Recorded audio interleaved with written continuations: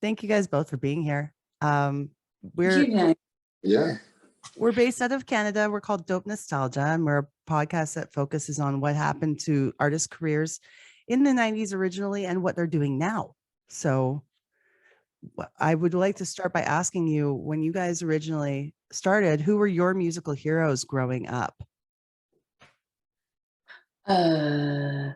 David Bowie, Kate Bush. What about? Oh, so varied. So many. Yeah, growing up.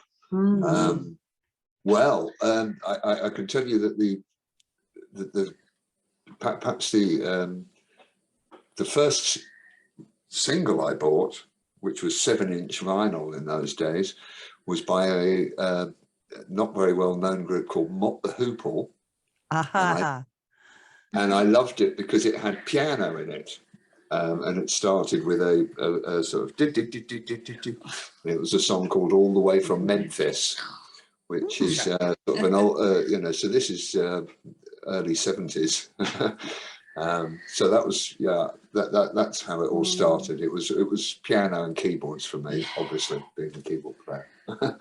No, absolutely. So once you started having your hits happen for the band, what opportunities did that provide for you at that time? Where did you get to go visit and tour? Oh, well, America and Canada. Oh, yes.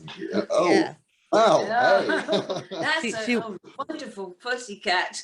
She wants to be part of every interview. Sorry. And what sort of cat is she? She looks... Oh, she's just a short-haired domestic cat. Yeah. Yeah. Yeah. Great. Are you cat? Yes. Are you cat people? Big cat people. Yes, very much cat people. Yeah, Nice. yeah. Always had cats. Yeah. So what sort of opportunities? Well, to tour, really. First of all, we toured a lot around the UK. And although it's a small island, there were plenty of venues.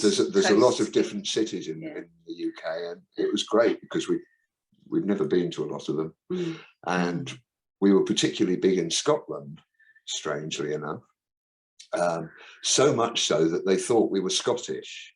Really? And we won the Best Scottish Dance Band Award in 93. Yes. And we were coming over to Canada to tour with the Spiral Carpets and then go down to America. So they sent a film crew to record our acceptance speech at the record company offices. That's right. And we thought they were joking, but we went along anyway. And then we sat there and they set up the film cameras and said, "Right, roll, off we go." We said, "Well, thank you very much for the award. We're really grateful, and it's great to be here. Sorry we can't be with you." And as you might have gathered from our accents, we're not actually Scottish. And the guy doing the interview, his jaw dropped, and it was a real shame when we got back from the other side of the pond. We found out they'd given the award to someone else, which was a shame. Oh, yeah. I was going to say you didn't get to keep it. No, but we did get to see a lot of Scotland, and I don't think I'd ever been to Scotland, so that was lovely. Yes. And we toured the States and Canada. We did Toronto twice. Did we work out? We did Toronto twice. Saskatoon. Oh wow! Oh, that was one of the best ever gigs. Seriously, it's such a tiny city.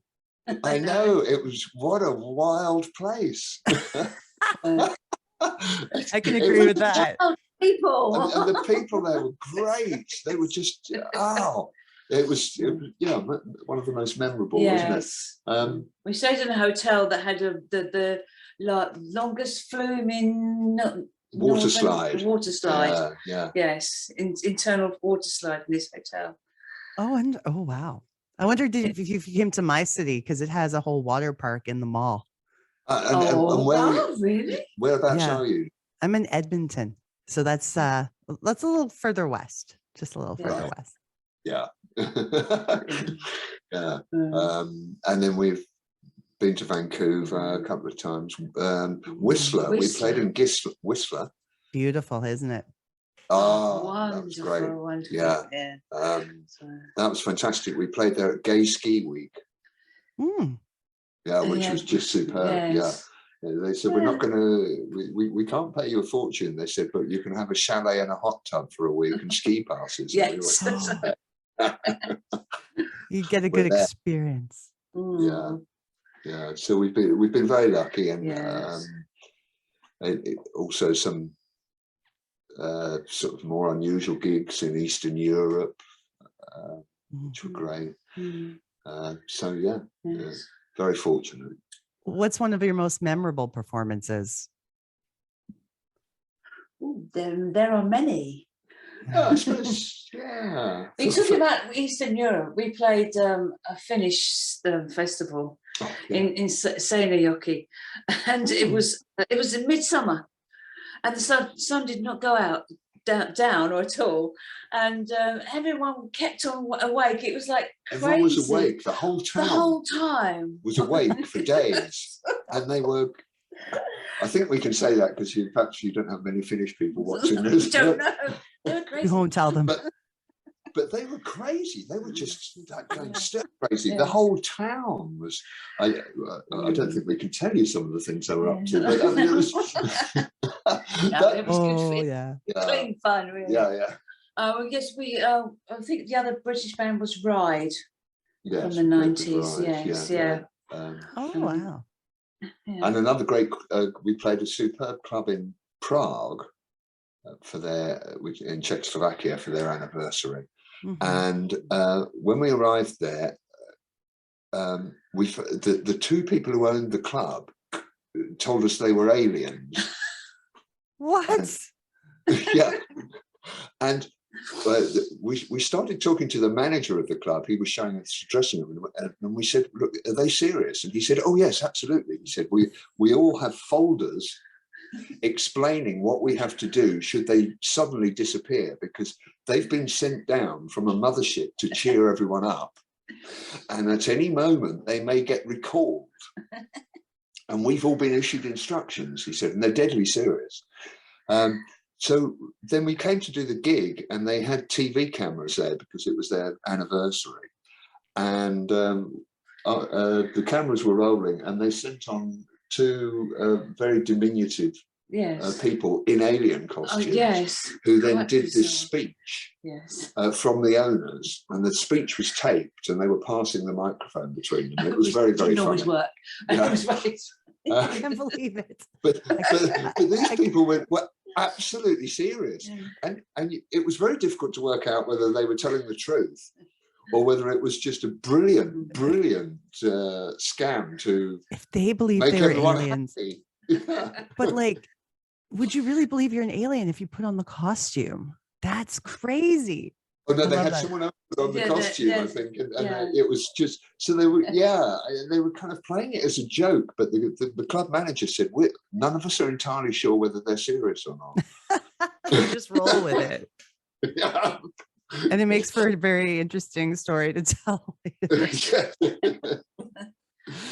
Now, I was looking at your Wikipedia. Now, we don't know always what Wikipedia is truthful or not, right? Because anyone can edit it. But it does say that you have a rare reputation to be a techno band that performs live. Apparently, that doesn't happen a lot. So what is it that Sunscreem does differently live? In the olden days, in the big bad olden days, in 1992, we had a drummer and bassist and guitarist and DJ and two dancers, of course, to give the sort of dancing thing. But it was a mashup of techno dance and a bit of rock put in there as well, wasn't it? Yeah. So that's why it was a bit confusing for the club owners when we used to turn up, and the guys used to do covers of Green Onions and things, you know. Yes, I suppose the big. No, go ahead. Sorry. Yeah, I think you're right. The big difference really is that we play we either play with drums or we play with drums and percussion. Yes. And we've always done that. So I suppose that's the main difference. And the Shaman did that. Yeah, yes, I think we've always done that. In fact, we when we were in a previous band, we did it in the 80s. So we know how to use the computers with the drummer. Yeah. And I guess that's the difference. But in terms of the Wikipedia entry, I suppose, and I don't want to sound, I don't want to sound like we're saying, "Hey, we're great," but sometimes we can be very good live, very good, and better than our records. I think and most people who've seen us and seen a good performance would say, "Wow, you know, that's a step above your records." So, and that was why we had the initial success. So I think that's possibly what they mean. It's a techno synth band who are quite good live. I'm glad you said that, because I think that's the most important way to catch the audience and gain your fandom is what kind of show you put on more than anything. Yes. Yeah. It's been so important to us, hasn't it? Yes, over the years, and we're still doing it. Yeah. We're still doing it in our advanced years. We're still doing it. I suppose the other way of looking at it is that despite having all this wonderful recording equipment, you can't see it in here, but and despite working in studios for years, we're not actually very good at recording records, and we're moderately. We're not. Look, come on, we're not bad. and we're okay at doing it live. Is that where you are located right now? You're in the studio? Yes. Yep. Yeah. Beautiful. Yeah. It looks very cozy there. Very nice. Yeah, we can give you a panoramic. I know it won't work. Yeah, so there's the piano. So yeah. So there's we play. Can you see a piano? Yes. Yes. It's beautiful. And then sort of all the screens and that's the live set, by the way. Main equipment stuff is here. Oh wow. Yeah. And synthesizers over there. So yeah. You've got a great setup there. I like that. Yeah. So have you noticed any differences between playing like festivals in Europe as compared to other countries? Whether it be the crowds or anything that's different, because when I know a lot of people, when they come from Canada and they play a European festival, they have such an amazing time that it's just mind-blowing. It's a big memory for them. Yes. I think we pretend to be organized, but we're not really, and it can be very chaotic. And I don't know about the ones in Europe we did were quite organised, weren't they? Actually, yes. Yes. But other ones we played here have been a bit, that you don't know what's going to happen. You really don't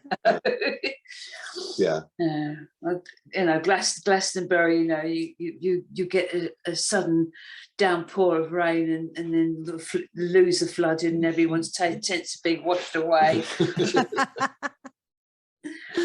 Yes, perhaps that's the difference, actually, the weather. It's less predictable over here. Yeah. Oh, wow. Well, that's the beauty of it, I think, is not knowing what's going to happen. It makes it more exciting. Yes. Yeah. Now we go to talking about things like music videos. What was your favorite one to make?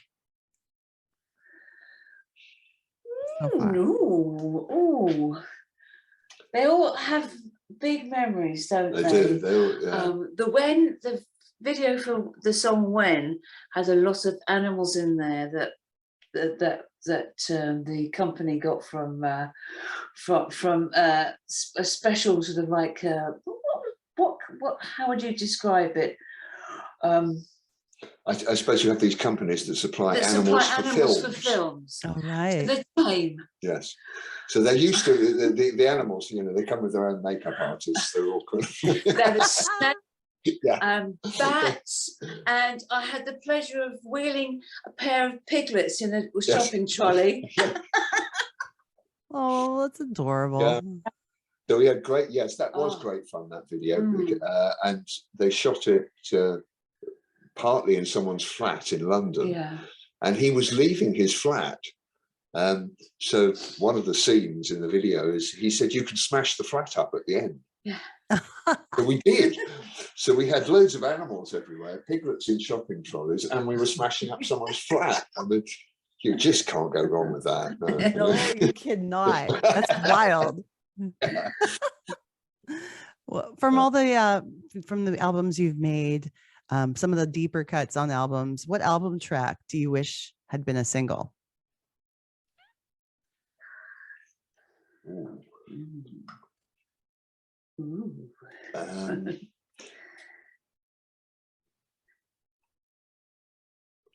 You can take your time on this one. Yes. I can edit. Yeah, I suppose it depends from what perspective. On the first album, there was a song called Chasing My Dreams. I was going to say that, actually. Which a lot of people liked, and the record company really liked, but it never quite became a single. We never quite got the right mix, and things moved on, and it never quite happened. So that was a shame that didn't come to fruition. Yes. On the second album, Change Your Tide. Second album, there was a few more sort of slightly odd things that would possibly been greater singles. I mean, some. I mean, quite a lot were released as singles and had remixes done. So you know, things like Cyclic. I mean, yes. Quite often we would things that weren't formal sort of commercial type singles, we'd release as 12 inches and do dance remixes of them. Oh wow, yeah, that's a good way to get it out. Yeah, so it got it out there in another format. Yes. So we don't have any pangs. We don't really have any real pangs. I wish that. I wish that Love You More had done better. Yeah. And that's why I would say that, you know. And yes, looking at you as well. But then, unfortunately, we've been better known, which it might have been. It's been rather nice that we're not. Yeah, I guess it just depends on what kind of level of fame you're dealing with, but I think I'm just the fact that I think Love You More did quite well in Canada. Oh, it did, yes. Yeah. In the UK, it got as far as charts and radio is concerned, it rather got buried. Which was because it's a bit of it's not a long story, but it's a short story. But basically, would you like to hear it? Sure. Yes, absolutely. So when it was released, the record company were delighted because I think they get these midweek chart positions. So after a few days of release, they can tell where it's going to be at the end of the week. Oh, okay. And they were they were full of hey, because basically it was looking like it was well into the top 20 of the UK charts and possibly even in the top 10. And they were so pleased that our A&R girl, and we had an A&R girl at the company dealing with us.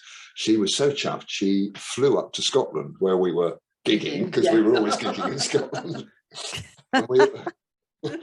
And she came to the hotel we were staying at, and we all sat round in the bar around a radio to listen to the chart countdown.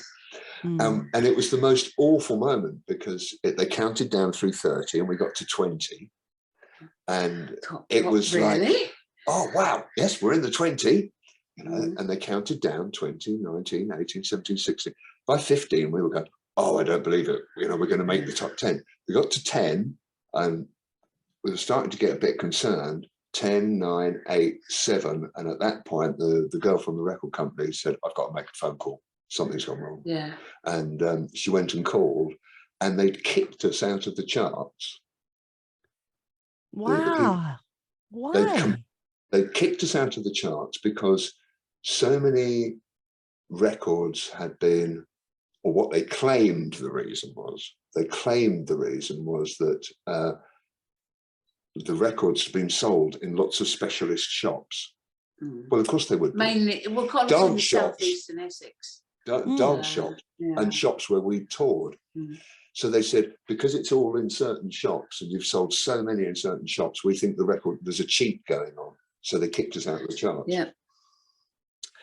Was there any way to prove that wasn't like no, what was going on? Well, the record company, who was Sony, obviously kicked up a big stink, and the following week they allowed us back in. Number 23, I think. It was number 23, but the impetus had been lost. And they weren't playing it on national radio. They banned it from national radio. They weren't playing any dance music. Yeah. On the our radio, National Radio 1. Yeah. So there was our biggest song, which should have been a top 10, top 5 hit in the UK, and it wasn't. So it was from the career point of view, it was a pretty big setback. From a personal point of view, it's great because still no one recognised us in the street. Oh no, but we have been followed down Oxford Street in London and our local high street. That was a bit worrying, so don't like that. No, it was good. It was good. But still, I'm glad you guys are so positive. I mean, like that would have been a frustrating situation, but it looks like you've made good things out of it, which is wonderful. Yeah. Now, Lucia and Paul being the core of the group, and you've had some different members come and join throughout the course of time. What has kept the two of you together making music? We got married. Okay. There you go. So you work together and you're married, and so you're just, that's awesome. Yes, we're still together. Yeah. Yes. Congratulations. Thank you. I suppose we have different talents which complement each other really well. Mm-hmm. So I can't read music, I can't arrange, I can't hear when things are in tune. That's all the thing. There's plenty of other things I can't do. You can do it all. But we have different skills, and we've learnt over a long time. Well, they just work together. Yes, it's probably kept us together, really. Yeah. Mm-hmm. Yeah. Because of that, so it's a good fit. Yes. And at the same time, we both have similar perspective on life in general. So. I think as in a musical situation, being in a band, if everyone in that band doesn't have the exact same goals, it won't work. Yeah. Yes. Because everyone, if they have their own agenda, that's not going to last for them, right? Yes. Yeah. No, I think you're absolutely right. And I mean, some of the people we've worked with, some of the original band members, I think we did have the same goals and the same mindset, because we're still all friends. That's good. But, but we weren't at the time. Well, you fall out, it's quite a high intensity thing. You've got to fit incredibly well. Yes, I mean, when you're doing that many, a lot of dates crammed on a tour bus, it can wear everyone down after a while. But we have our longest term sort of member is our percussionist, and he's been with us for years and years and years and years, and we just get on really, really well together. But we still know and see all the others who've worked with us. When the internet came out, like for early 90s, when people started going online, did you guys embrace the internet when it came out in those stages, or was it something you came into later? Well, we did, but no, we did, because we were, in fact, someone said to us, we were one of the first bands with a website, but it wasn't us, it was some fans. Yeah. We had no idea what was going on, really. Well, we did. We were in contact with them. There was a particular guy called Adam who. Adam. Who I think lives in Vancouver now. He's either Vancouver or Seattle. Yeah, or maybe he's moved. Yeah, I think he's out that way. Yeah. And he contacted us and said, "Look, the internet's happening." I said, "Yeah, we know about this because we're into computers and all that." And he said, "Well, I'll create a website for you." And I think he created the first one. Yeah, but what year was that? Was that late 90s? No, it was sort of by 94, 95, which was quite ahead of everyone else. Yeah. Well, that's when it was really starting to pick up. Yes. Yeah.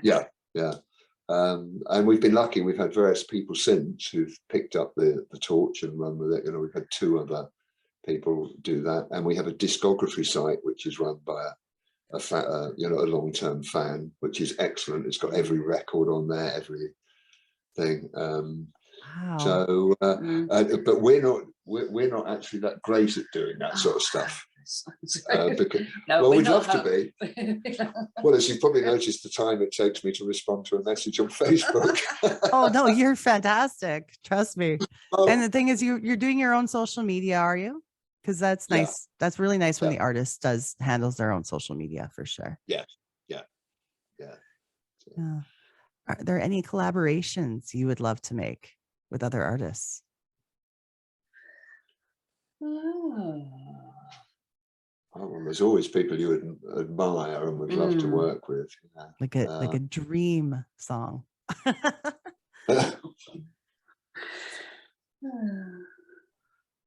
Well, what about your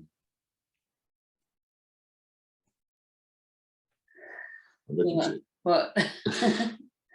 if not Max Cooper, then Max Cooper, John Hopkins, or Liz Fraser. She used to sing with the Cocteau Twins. I think she's just got another single out at the moment. So yes, under a different name. Yes, but she's got a wonderful voice. I'd like to sort of write something for her.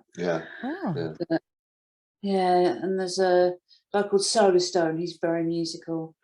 I've sung for him, and he's done some remixes for us.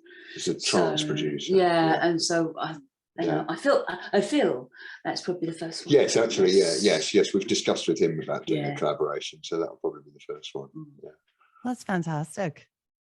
I hope that's something that comes to fruition soon too. I'd love to hear it. We'd like to share clips of some of the music that you've released on the show. So from those songs you mentioned earlier, the ones that were album cuts, I would love to share some clips of those. Yes. Right. Yeah. Yeah. So everyone gets a chance to hear. Now, what are some of the favorite things about your country?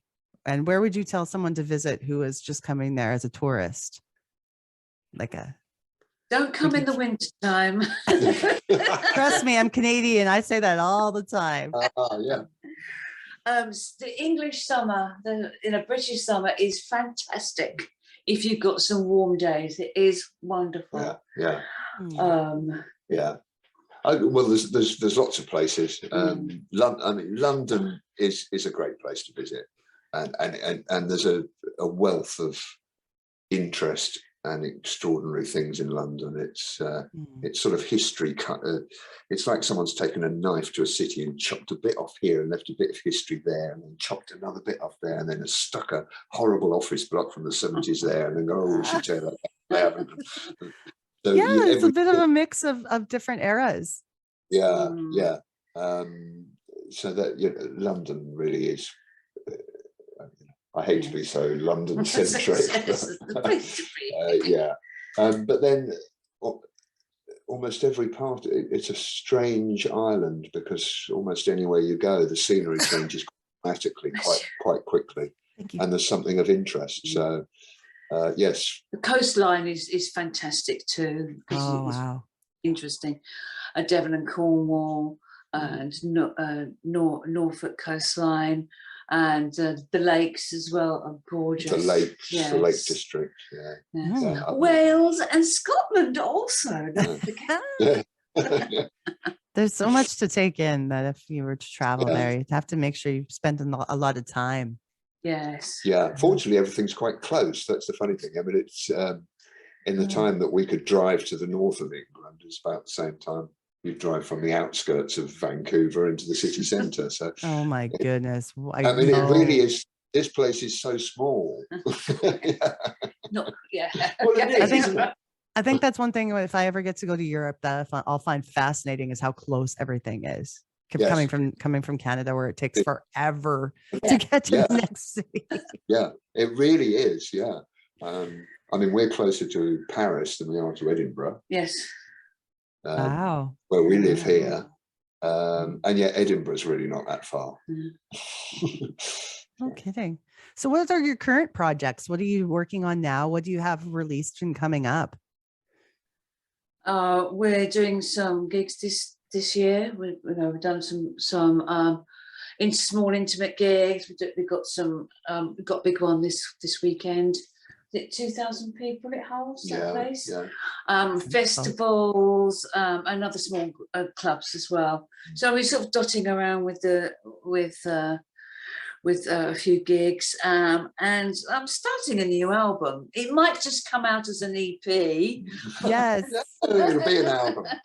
But yes, it's starting to form. Yes. Yeah. Oh, fantastic. Actually, we've got a gig in July, a festival gig, which is quite special because it's the 30th anniversary of the week that Love You More was released. Oh, that's perfect.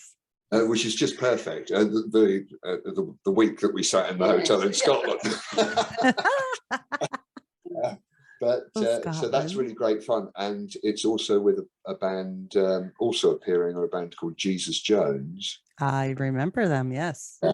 Who we toured with. Yes. So they're also on at the festival, and it's the anniversary. So so we're organising a bit of a special appearance, aren't we? We've got all our original road crew coming back to drive and act as road crew. Fortunately, they're all still quite fit. Yes. And we've got most of the original band from the early 90s joining us. And we're all going to go up and play this festival and have a big party. So that's get to celebrate the legacy of the band together, and that's going to be a beautiful time. Yeah, great fun. Oh, I'm happy for you. I'm looking forward to that for you, and I want to thank you so much for being on Dope Nostalgia today. Before we wrap things up, I always like to ask people, when you think about the 90s, what food, clothing item, fashion trend, even a toy would make you nostalgic for the 90s? I still like my hoodies. Yes. Yes, I was going to say that. Oh, beat you to it.